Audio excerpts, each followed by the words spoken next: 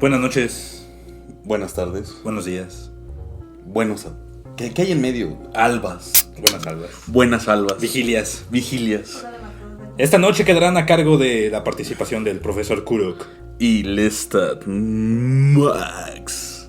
en este su programa Pulp. Salud, amigo. ¿Cómo estás? Salud. Sí, bien. difícil programa, ¿eh? Ha sido difícil comenzar este programa. Sí. Ustedes no se van a dar cuenta si nos están oyendo, nos están viendo. Bueno, si nos están oyendo a través de la página Casa Bukowski en radiobukowski.org o por su aplicación de Android y iOS. también tiene para iOS. Según. iOS. Lastimosamente, pues no tengo. Si tienen la aplicación, pues nos han de estar oyendo por ahí. Tengo una duda, ¿no? ¿Esto no lo suben a Spotify? ¿Todavía no? No, todavía no. Ok, hay que mover ahí. Hay que decirles. Necesito acercarme más a mi público, la verdad. Y si nos están viendo a través del canal Golpe Maestro, el canal de YouTube. Y Golpe Maestro. Y el día de hoy ha sido, o sea, ustedes no se dan cuenta, pero esta es la sexta vez que grabamos este episodio, porque hemos tenido... Va a parecer hasta ritual, o sea, desde gatos, ataques felinos, excesos de pila, ausencias de memoria. No, chulada. Pero esperemos que ahora sí nos salga de una manera bastante productiva. ¿Y de qué Quizás eso sobre el personaje que vamos a hablar. Sí, es tan la razón caótico, por la ¿verdad? cual Sí. estamos en este embrollo, ¿no? Igual, vamos, ya aterrizamos en el problema de jalón, ¿no? O sea, Si están viendo esto, ya saben de qué vamos a hablar, aunque no lo digamos todavía. Sí, Nos ya gusta saben. hacer esta antelación. Sí, hay tenemos aquí público en vivo que nos están viendo y queremos que se emocionen. Se emocionen. Sí, ¿de qué van a hablar, güey? Vamos a hablar de uno de los personajes más Icónicos y en boga de hoy en día, de los que les gustan. Misunderstood, incomprendidos. También. Bueno, primeramente incomprendidos y ahora muy... Empatizan demasiado con la ya, sociedad de hoy en día, ¿no? Ahora ya trascendió esta parte, ¿no? Pero también está chido porque es como si estuviéramos atorados en un loop eterno. En un loop eterno. Y a este concepto vamos a llegar varias veces en el programa. De información, de narrativa, de construcción de personajes. Y pues estamos hablando probablemente de uno de los personajes más caóticos, más emblemáticos, por lo menos de la Casa de las Ideas, de Marvel. Estamos hablando de Loki. Loki Lowfason. Loki Lowfason. Lowfason. No. ¿Como la música? Lowfason. No, como lo dijiste, él no es Odinson, ¿eh? No, él no. El gigante se llamaba Lowfey, entonces. No, se llamaba Loftur. Bueno, por ahí va la por onda. ahí va. Sí, es un nombre patronímico, ¿no? O sea, viene Creo del que nombre del Laufey es su madre, una diosa ok. Laufey, no me acuerdo de qué era diosa, que estuvo con el gigante de hielo. Estuvieron juntos, en sentido bíblico. Así como cuando las abejitas y las flores. Ajá. Entonces, tenemos que hablar primero. Hay dos versiones o dos vertientes de las cuales podemos hablar de este personaje y las dos las vamos a retomar rápidamente. La primera, la más popular, es lo que están viendo ustedes en su tele, en sus servicios de streaming, en sus servicios piratas, donde estén viendo la serie de Loki. En Cuevana o en Disney. En Disney Plus o en Xvideos que también está. Entonces, donde sea que ustedes estén viendo la serie de Loki, que probablemente es el producto de Marvel más visto, más rompió, subido y consolidado además. O sea, es popular y más firme al menos, ¿no? Quizás no el más de Disney, porque siento que el Mandalorian estuvo muy pesado. Sí, pero estaba leyendo hace poquito que tuvo ratings. ¿Se ve más Loki? Ajá. Pues sí, ya lleva más tiempo la plataforma. Ya te vaya más tiempo la plataforma. Entonces, muy probablemente ya saben de qué estamos hablando. Incluso la misma gente que no está metida en el mundo de los cómics. Bueno, si aquí hay gente que no le interesa el mundo de los cómics, no creo que estén... No sé qué hacen aquí. Sí, o sea, no los quiero correr siguientes, hay sillas. Sí, pero no creo que sea el lugar adecuado. Pues, sí, están a punto de ver una hora de dos gordos discutiendo sobre las cosas más ñoñas del mundo. Entonces creo que saben a lo que viene, ¿no? Y por allí empezamos, ¿no? Pero tenemos este personaje, tenemos el personaje... ¿En qué empezó? ¿Empezó en los años 40? Más o menos en lo que era la extinta Timely Comics, que eventualmente se vuelve Marvel. En el 49. En el 49, 49.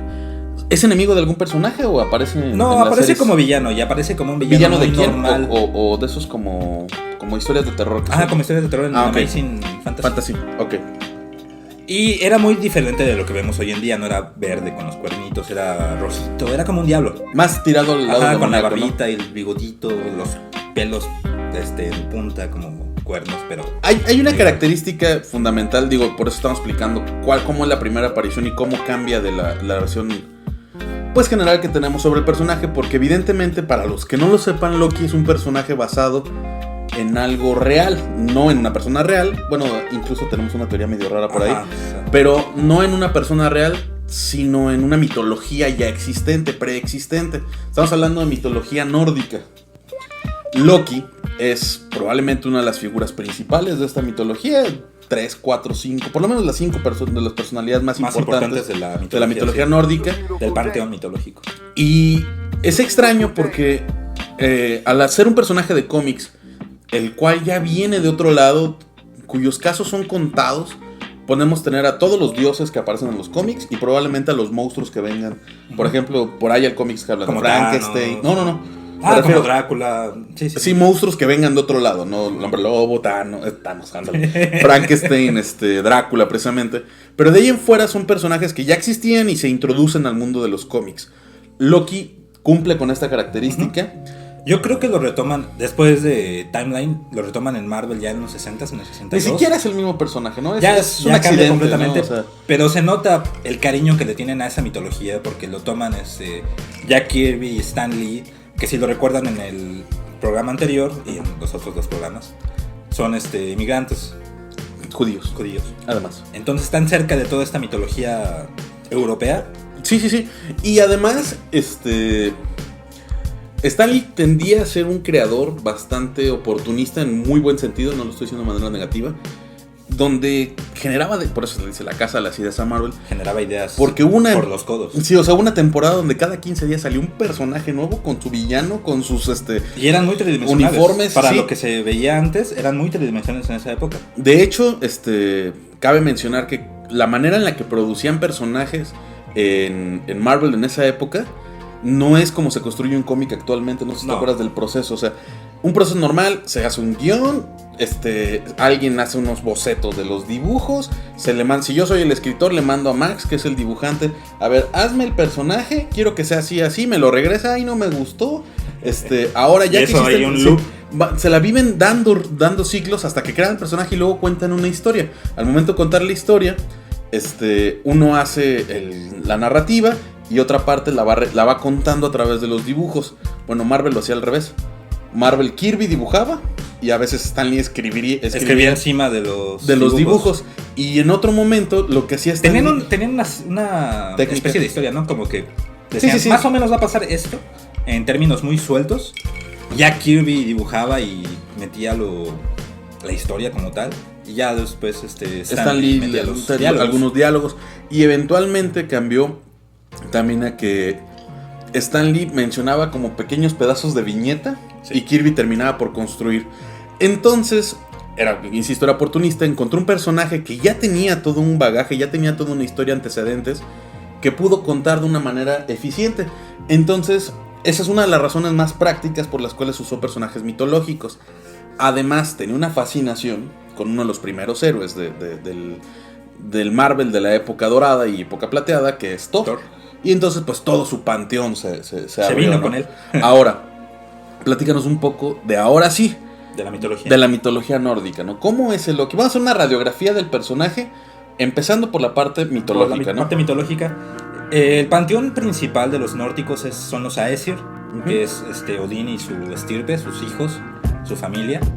Que ahí encontramos a Thor, a Freya, a ¿cómo se llama su esposa? A la esposa de Odín. Lo acabas de decir y se me olvidó. O sea, no es Freya. Freya es una de sus hijas. No. Acabas de decir y ya se me olvidó cuál era. No, es con la era vikinga, pues, o sea, pero muy parecida así. Muchos de ellos. Y Loki es hijo adoptivo de cierta manera de hecho eso es un punto particular. Los vikingos son un pueblo guerrero, pero además de ser un pueblo guerrero, son un pueblo viajero. Sí. Y de hecho, vikingo significa pirata. Pirata, o sea, significa sí, pirata, tal cual. O sea, iban en barcos, estos barcos famosos que tienen los dragones en sus Ajá, en la quilla y no sabemos de término marítimo, en la proa y en la popa. Creo que sí. Sí, creo que sí. Adelante y atrás. ¿Habrá una fe de ratas aquí en el video? Sí. Sí, ahí le diremos a... sí, cierto, tenemos un personaje ahí. Cada vez que nos equivocamos, tenemos a nuestro productor, en realidad es un... camarógrafo. Nuestro tripié engrandecido, que nos da las fe de ratas y que se llama el famosísimo... ¿Cómo? Dumboto. Mr. Dumboto. Entonces, ahí nos corregirá si nos equivocamos, en el caso del video. En el caso del audio, discúlpenos. Es todo lo que podemos ofrecerles. Entonces,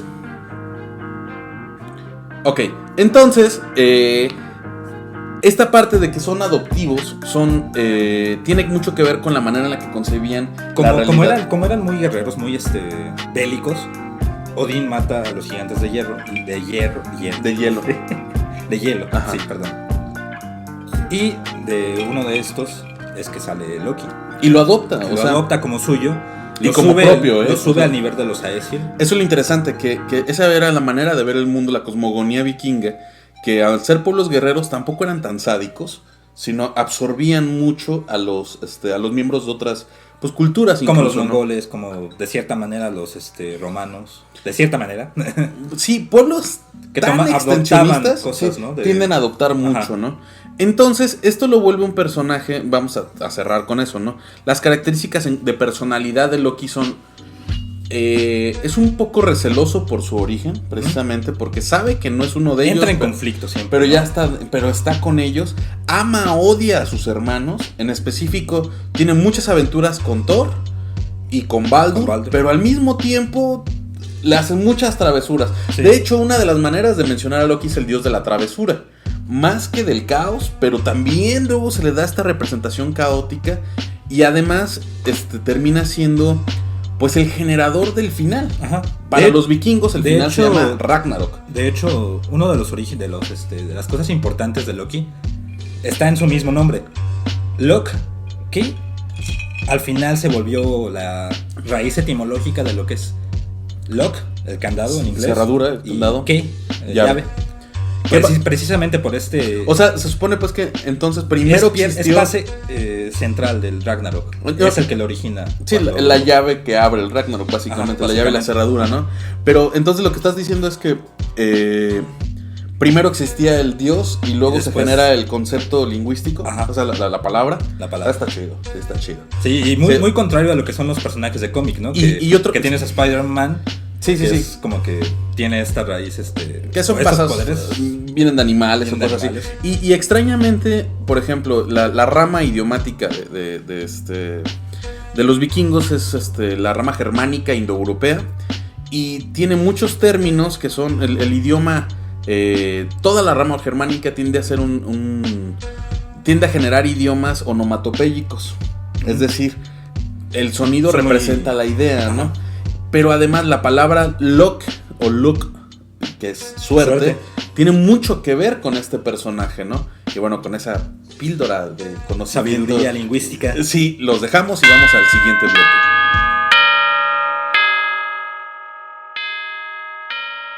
Estás escuchando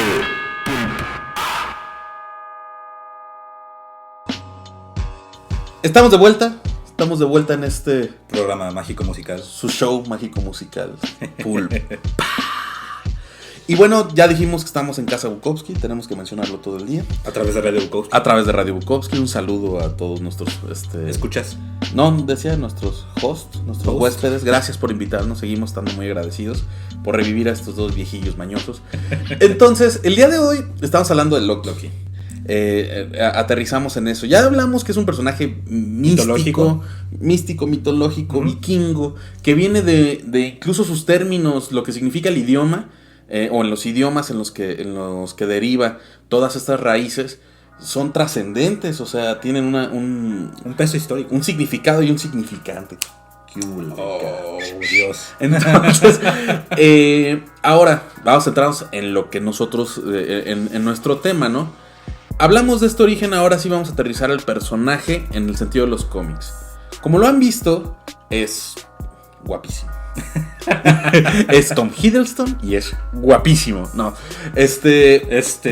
podemos hablar de él a través de lo que es lo más grande de los cómics hoy en día, que son las películas de Marvel. Probablemente sí, o sea, lo más grande y lo que mayor impacto ha tenido a nivel mundial, ¿no?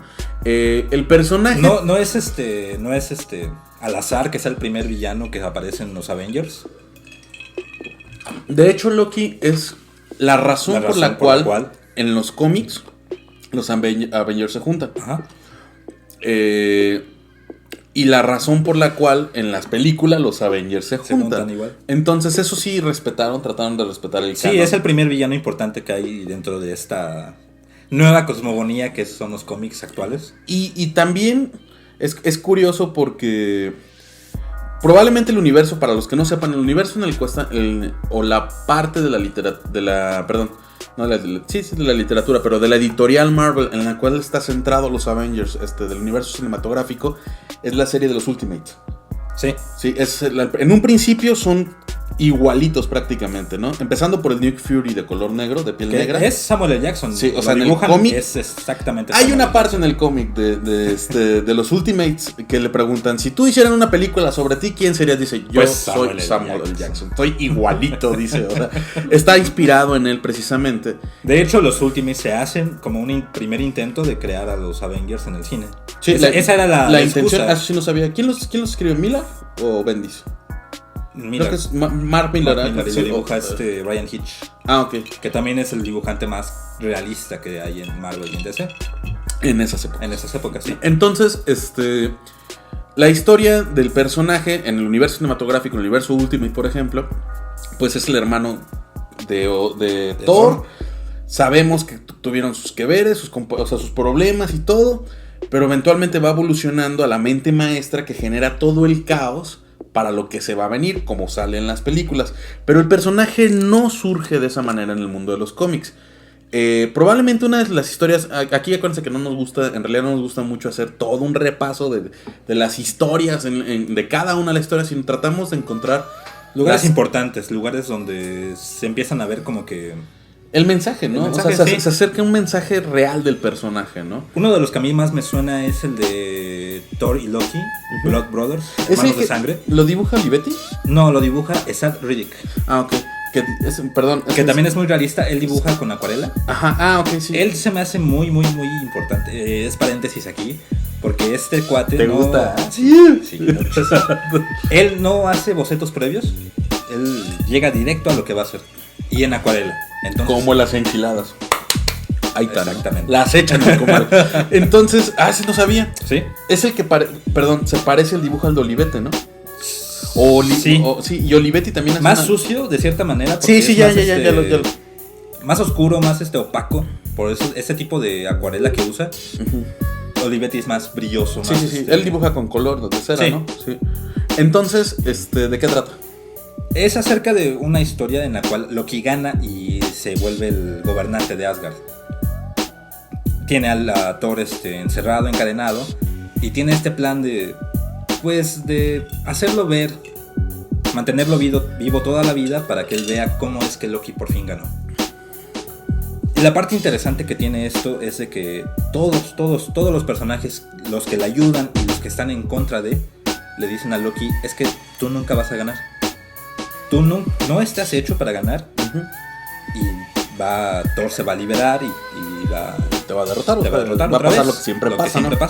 Va con un oráculo, no me acuerdo cuál es el personaje. No me acuerdo si es Lorelei o un personaje recurrente en Marvel. Pero le dice, en todas las realidades que yo veo, porque tiene el caldero y está viendo sus visiones. Como Madame Web, como tipo de personajes que ven todas las realidades y todo eso. Le dice: en cada universo yo veo que Thor le gana a todos, que todos los Thors le ganan a todos los Lokis. Y es algo que podemos ver muy reflejado ahora en la serie, ¿no? Extrañamente, es la razón por la cual escogimos.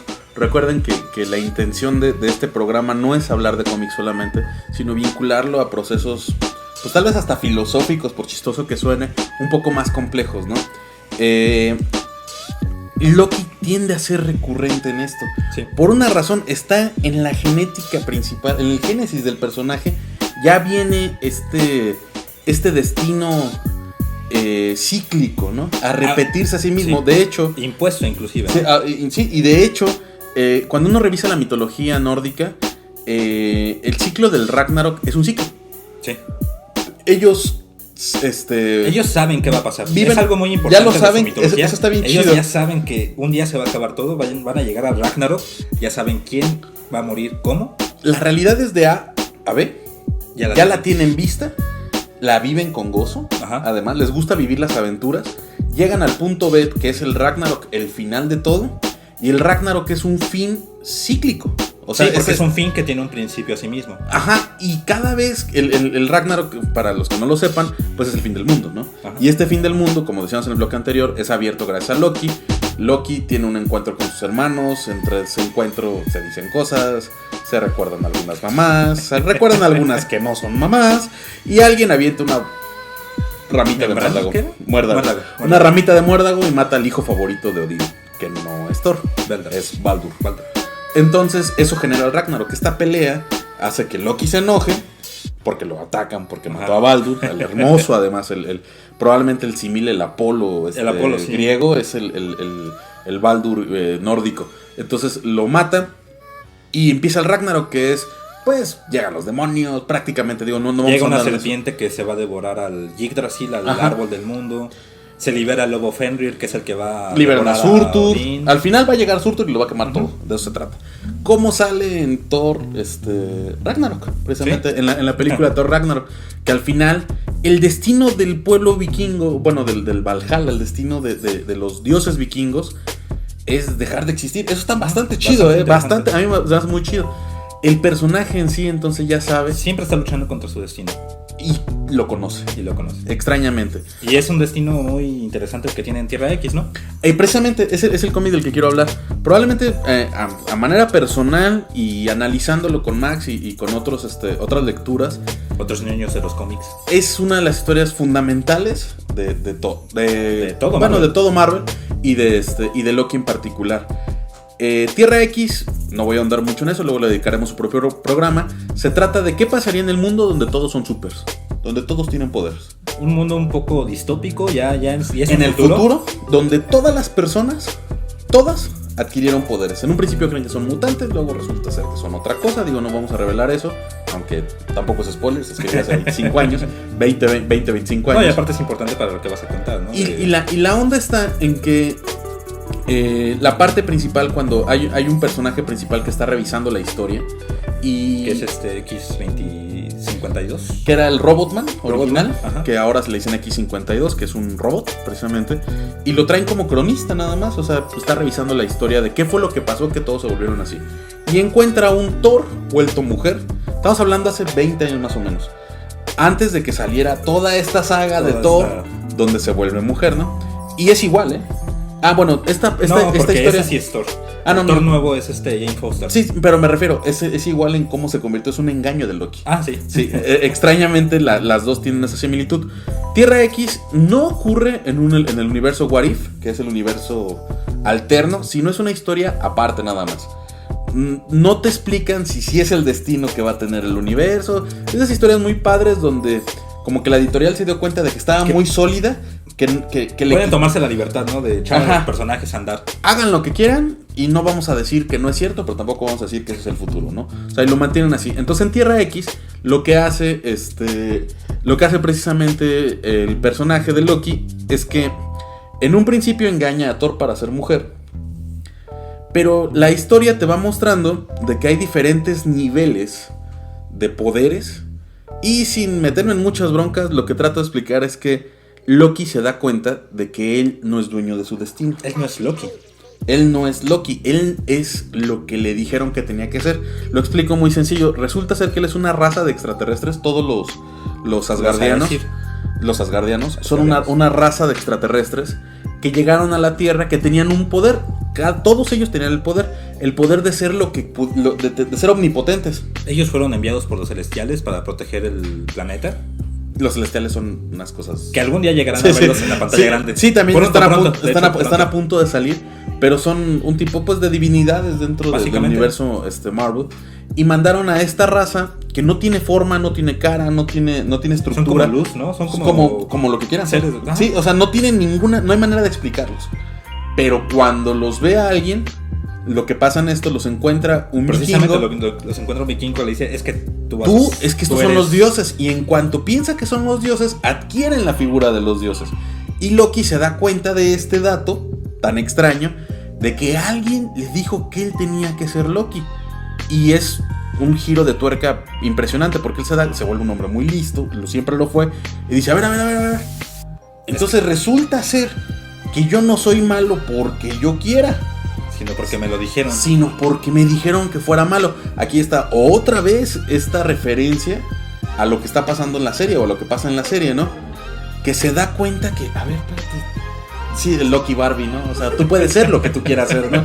Y se da cuenta de que, a ver, es que entonces siempre soy el malo. Siempre, en todo el multiverso. Siempre tengo que perder. Y él se da cuenta, no, es que yo puedo ser otra cosa. Yo puedo ser un héroe, ¿no? Incluso llega probablemente, a mi gusto, el mejor momento en la serie de Loki es cuando le dice Moebius que tú puedes ser bueno. Tú puedes ser lo que quieras ser. Inclusive, o sea, no te preocupes, así como Barbie dice, tú puedes ser lo que quieras ser. Y entonces estamos viendo esa transformación en el universo cinematográfico muy probable de Loki en un héroe.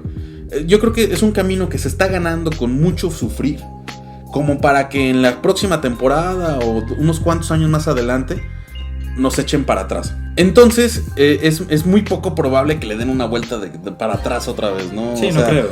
Estás construyendo un personaje, y eso es lo que pasa en este ahora sí que en el universo de Tierra X. Loki se da cuenta que él no tiene que ser malo, y al contrario asume la identidad. Ya en Paraíso X él cambia de identidad y asume la identidad como de un nuevo Thor.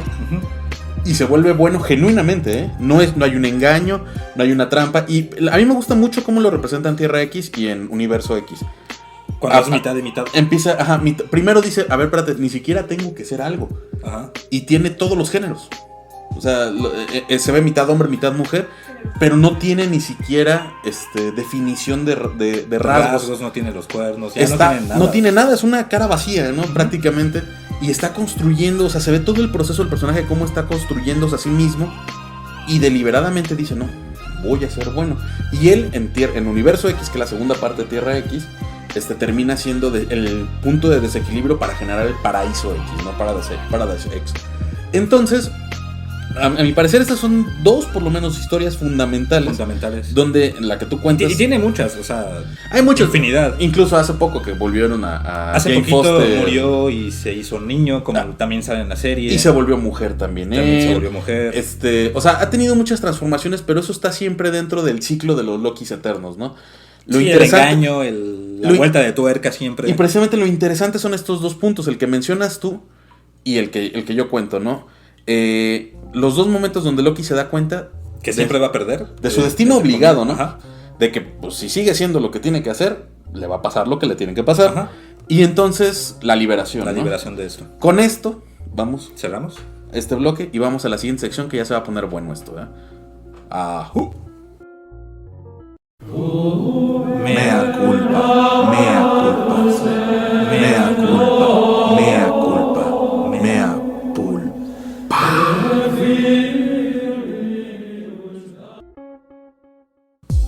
Pues estamos de regreso ahora sí. En pulp. En el mero mole, ¿no? En la carnita.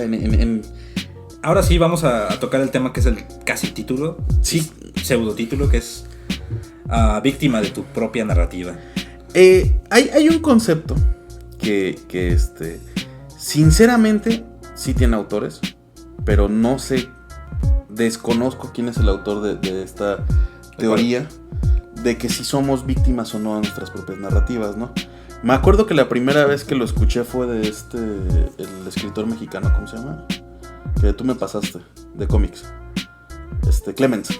Edgar Clement, perdón. Que las narrativas de cada país. De cada país, sí, básicamente. ¿No? Y fue de las primeras veces que yo lo escuché dentro del mundo de los cómics, me refiero. De alguien referente. Pero lo que queremos decir con esto es que, como pusimos tantito antecedente, o como mostramos en la historia de Loki, Loki es un personaje que primero es víctima de su propia narrativa. Por ejemplo, como vemos la serie, de su narrativa, de su destino, Se le dijo a él, de una manera no explícita, pero él entendió que él tenía que cumplir con cierto papel. En la serie lo vemos en un momento específico cuando discute con Moebius. Y no es solamente con cierto papel, ¿no? Es cierto destino. Que también se ve en la serie, ¿no? Sí. Que tiene que morir, básicamente, ¿no? Dentro del universo. Y lo que le dicen, empieza nada más con una línea temporal, eso es lo chido de la serie. Empieza con la línea temporal de solo Loki que conocemos. Él se da cuenta de cuál va a ser su destino, que se va a morir. Y eventualmente... De todo lo que va a hacer, de todo lo que tiene culpa de todo lo que genera. Y eventualmente lo chido es que descubre que hay otras líneas temporales donde su destino lo está persiguiendo constantemente. Y hay una parte donde platica con Moebius, que le explica a Moebius, un gran personaje con un excelente actor probablemente top 3 de los mejores actores que están en todo el universo Marvel. Solo Anthony Hopkins va a ser más bueno, yo creo. Básicamente. También está Cate Blanchett. No, como Owen Wilson, no. Matt Mikkelsen. Ese sí. Ese sí hay. Pero sí, los tres, los mejores. Pero sí es. Entonces, lo que le dice Moebius es que todos los Lokis son Lokis. Y todos tienen que hacer lo que hacen los Lokis. Engañar, mentir, robar, matar, hacer planes y traicionar, ¿no? Entonces, le duele tanto al personaje que probablemente ese es el cambio más radical, el que le digan que ya saben lo que va a hacer y que lo que va a hacer es completamente inútil. Esta parte está interesante, no me refiero... Esa cosa, ¿no? ¿Cómo lo enfrentas? ¿Cómo enfrentas a tu destino entre comillas, ¿no? Que es muy característico esta pregunta dentro de la corriente filosófica del determinismo. Sí. O sea, la visión determinista parte de dos puntos. El punto filosófico y el punto físico. O sea, astrofísico, básicamente, ¿no? Sí, mucha gente lo puede comparar con el concepto de las leyes de Newton, la ley de a toda acción hay una reacción. Y por ejemplo, el determinismo del mundo de la física es muy sencillo. Te explica el concepto, no me quiero meter en muchos problemas, pero el concepto del tiempo flecha. De que todo lo que pasó a raíz del Big Bang tiene una cierta... Ya está hecho. O sea, ya inició el universo y ya acabó. Y solo vivimos en este punto intermedio, básicamente, ¿no? Entonces, y tiene que ver mucho con la teoría de la relatividad, donde se explica, lo voy a explicar de la manera más práctica posible que puedo hacerlo, cómo podemos entender un universo donde el tiempo no es una variable, sino es una constante. Eso quiere decir que nosotros no somos dueños de lo que vamos a hacer, porque ya está hecho. Bueno, la manera más sencilla de explicarla es con un cubo de cemento. Imagínense un cubo Rubik, la forma de un cubo Rubik de cemento. Tienes el espacio, vamos a pensar que el espacio es hacia arriba, el tiempo hacia cualquier lado, y el momento donde estás viviendo es un punto intermedio. Si tú lo ves desde afuera, ves todo el tiempo, el principio y el fin. Tú que estás adentro, no te das cuenta que el tiempo ya existe. Esto no es nada sencillo de digerir, O sea, estamos hablando de una teoría física bastante compleja. Pero... Tengo una pregunta. ¿Qué? ¿Cuál? O sea, se habla mucho también del libre albedrío dentro de la serie. O sea, tú dices, es que Loki se volvió bueno, pero ¿qué tan destinado o qué tan decisivo en ese sentido es esa parte? Precisamente ese es el concepto entonces filosófico de la teoría del determinismo, ¿no? Y que nadie está de acuerdo en ello, ¿no? En ninguna respuesta como que... El determinismo filosófico te explica que no existe el concepto de libre albedrío como lo creemos. Tú eres dueño de las decisiones que estás tomando.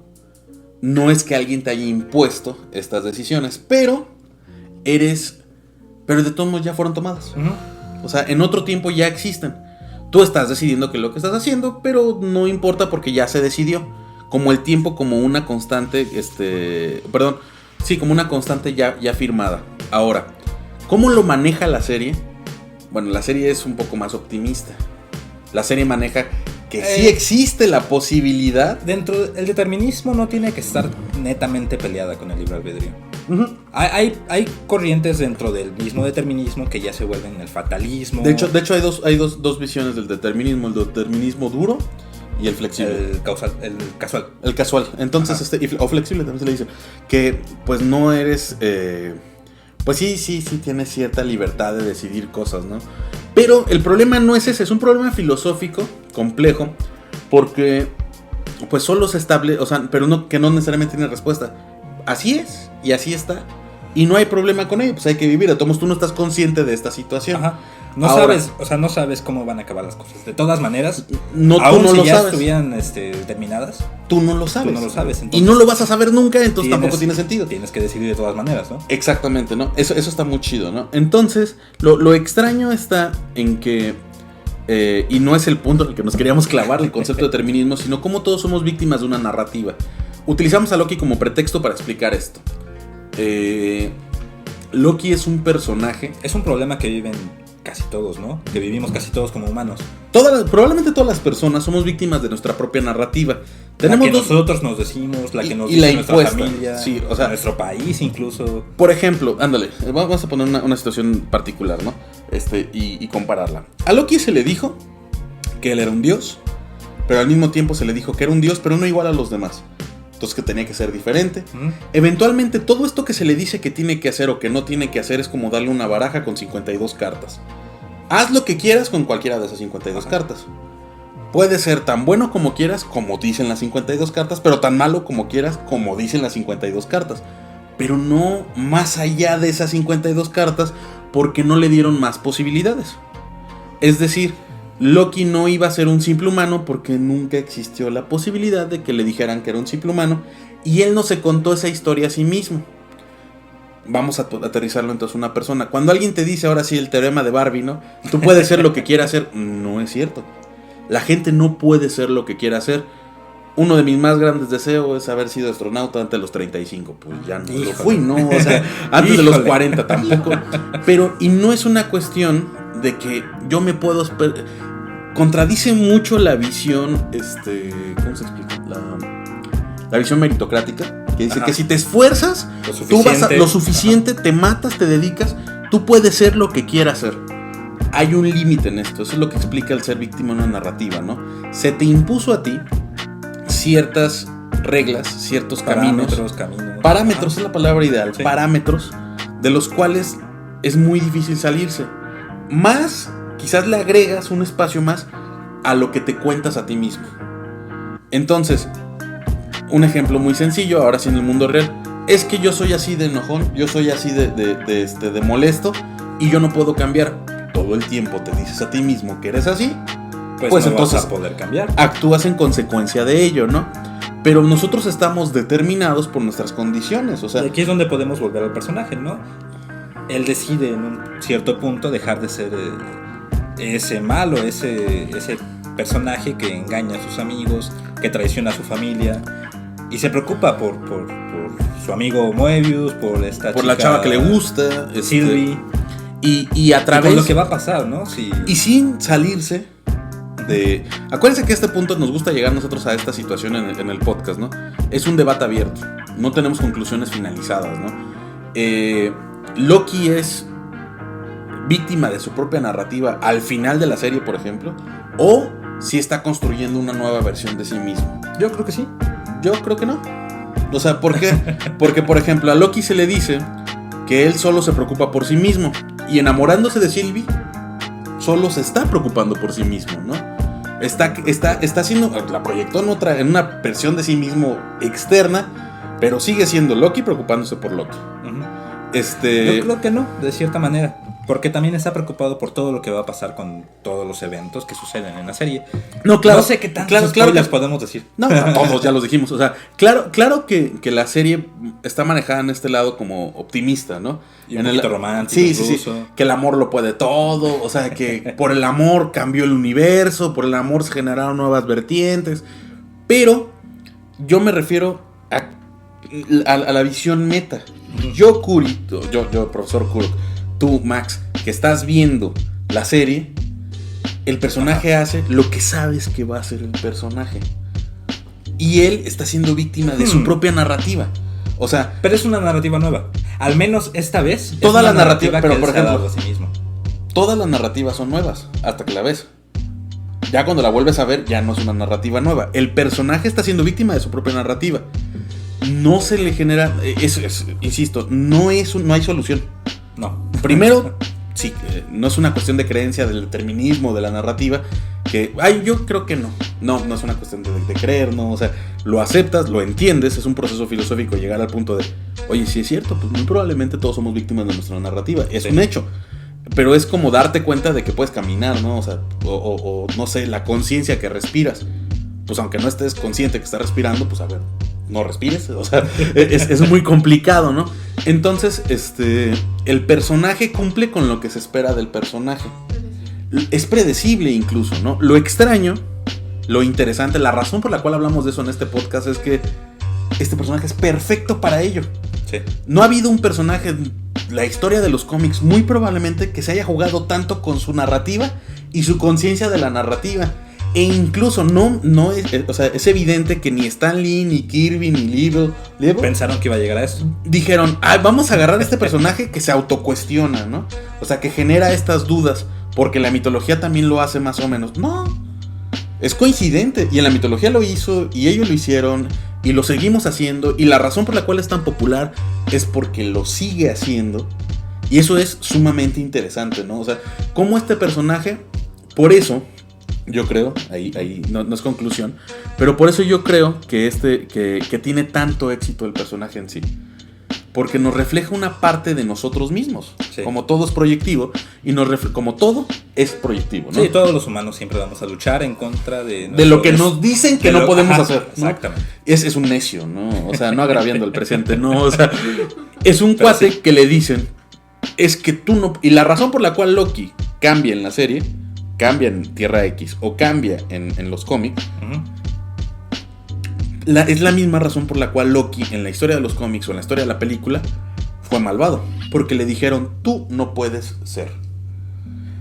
Al principio de los cómics les dicen, tú no puedes ser más poderoso, el rey de Asgard, y él lucha en contra de esa. Lo mencionan en la serie, ¿no? De hecho, acá le dijeron, tú no puedes ser otra cosa que no sea una mala persona, que no sea egoísta. Y dijo, chinita, ¿cómo no? Claro que puedo ser. Y eso evidentemente nos hace un eco en todas las personas que nos han dicho, no puedes lograr tal o cual cosa, estás determinado por las condiciones, tu contexto es superior a tu persona. O sea, todo eso nos hace tanto eco que nos terminamos por enamorar del personaje, ¿no? Sí. Pues con eso terminamos esta sección y vamos a la última. Programa, No, nos falta una, creo. ¿Sí? ¿Sí, no? La despedida. Bueno. Azul.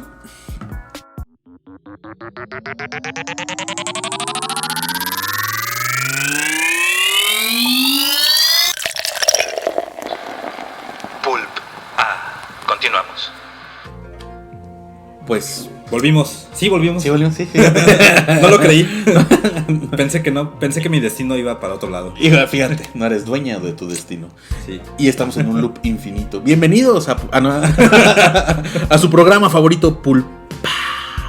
Bueno, pues ya estamos en el momento de las conclusiones, que ya casi las cerramos todas. Ahí nuestro público nos hace una pregunta. Puedes hablar fuerte. ¿Cómo? Mr. Dumboto. Mr. Dumboto. Mr. Dumboto. Hablando de la serie, o sea, refiriéndome incluso a la serie solamente. Ajá.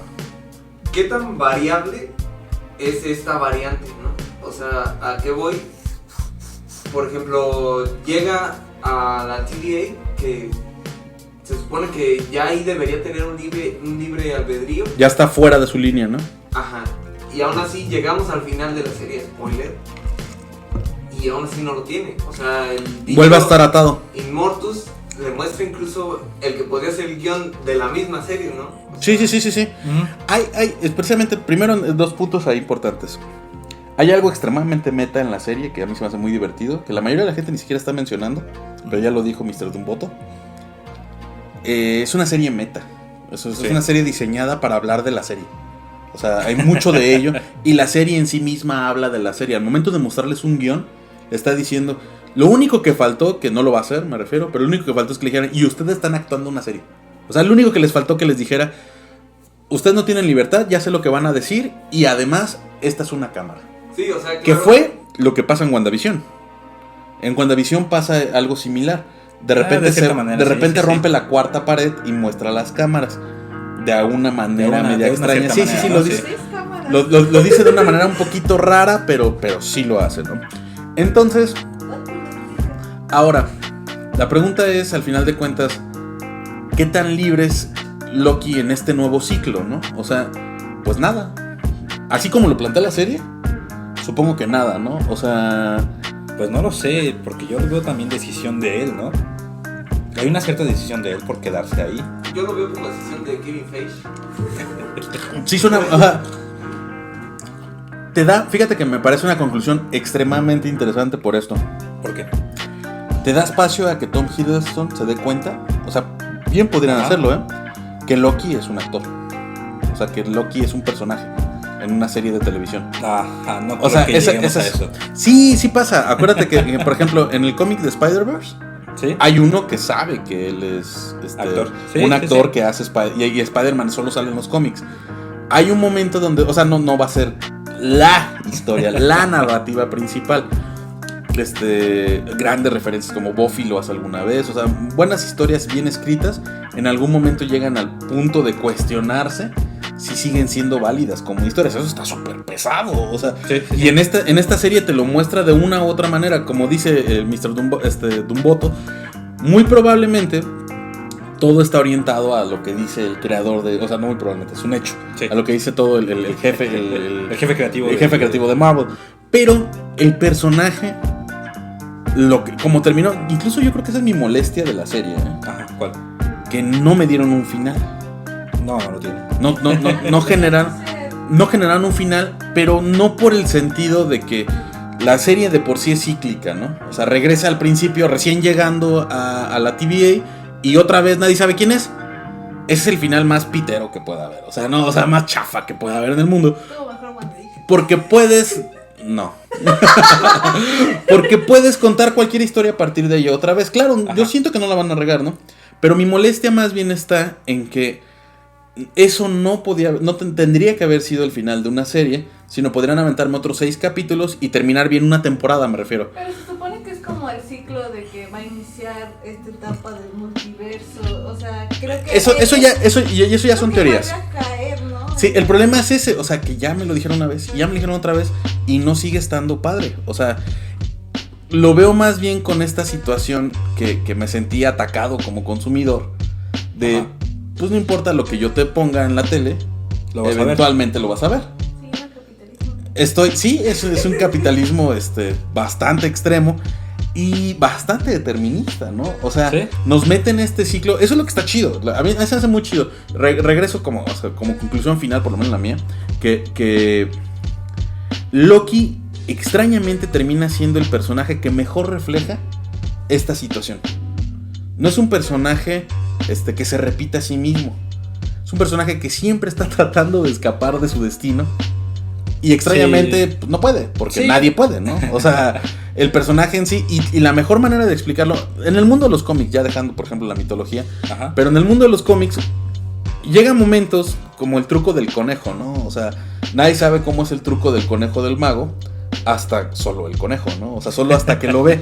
Pero eso no evita que el truco siga siendo el mismo, ¿no? Entonces, el personaje en los cómics o en esta historia, en esta serie, constantemente ha sabido qué es lo que está pasando y regresa.